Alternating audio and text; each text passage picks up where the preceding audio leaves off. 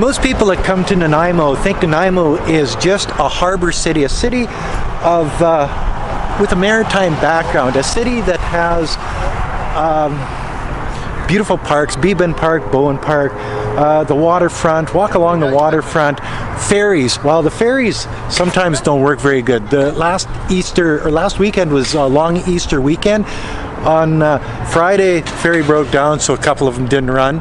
And then on Monday, Easter Monday, it was so windy that they couldn't sail. So living on Vancouver Island has its ups and downs. But you know, it's not all maritime. It's not all just living on an island. It's hippies and weed, guys. It's really hippies and weed.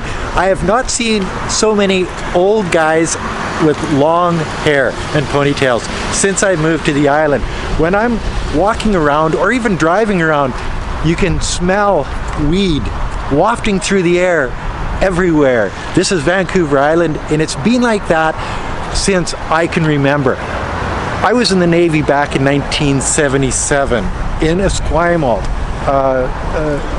on the HMCS Saskatchewan. Yes, a boy from Saskatchewan on the HMCS Saskatchewan when he's 17 years old. Loved it. We went lots of different places.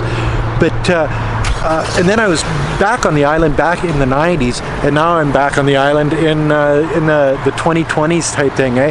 But one thing that hasn't changed is weed and magic mushrooms. I was standing in front of our condo association building here,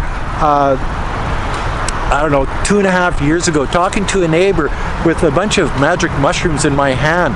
And I was telling the guy, he says, these are magic mushrooms. Oh yeah, where'd you get those? I says, you're standing on them. They're everywhere. You go out to the golf courses, they're everywhere. It's been known to be a place because it's warm. Like, it's April, it's snowing in Saskatchewan. They've got a blizzard in Saskatchewan, and today I'm in a t-shirt because it's warm here on Vancouver Island. So when it's warm, people grow weed out there, you know, in the hills of the island, in the interior, and it's been an ongoing thing. And this used to attract a lot of the hippies back in the day, in the 60s, 70s, 80s, 90s. Actually, it still attracts them to this day. But a lot of the hippies, a lot of those old hippies, they're boomers. Boomer hippies? I wonder if, yeah, I guess you can have boomer hippies. And they come to the island, they make their life on the island, and now most of these guys have lots of bucks in their jeans, and they're living in $1 million houses, and they've got acreages because they've been here long enough. Back in the day, things weren't $1 million or $2 million for an acreage. They're, you know, 50, 100,000, 150,000, whatever.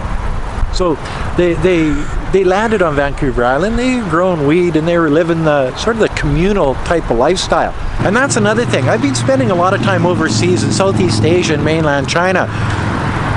This would not go over very good in China. In a place like China, I think you get caught with, like, wow, I'm not quite sure the amount. I think it was 19 grams actually of any type of drug, and you could get the death penalty.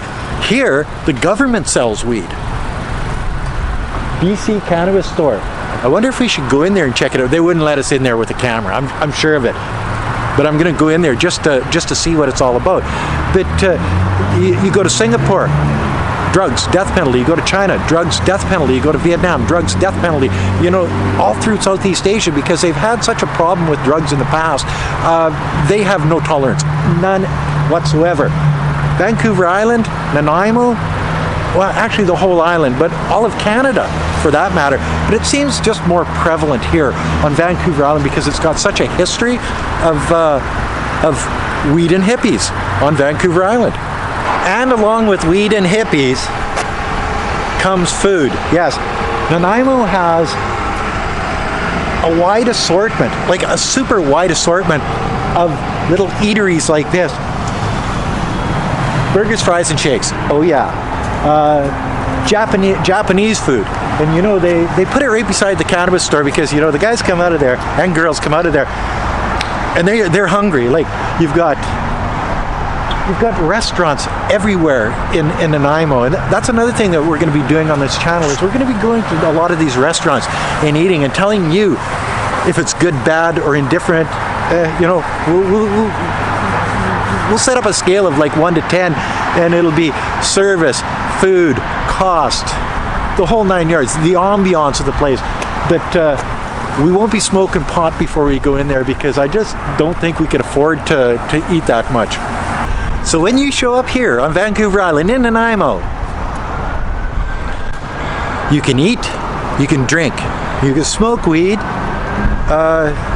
weed and hippies. It's the lifestyle here on Vancouver Island that people come and they seek out.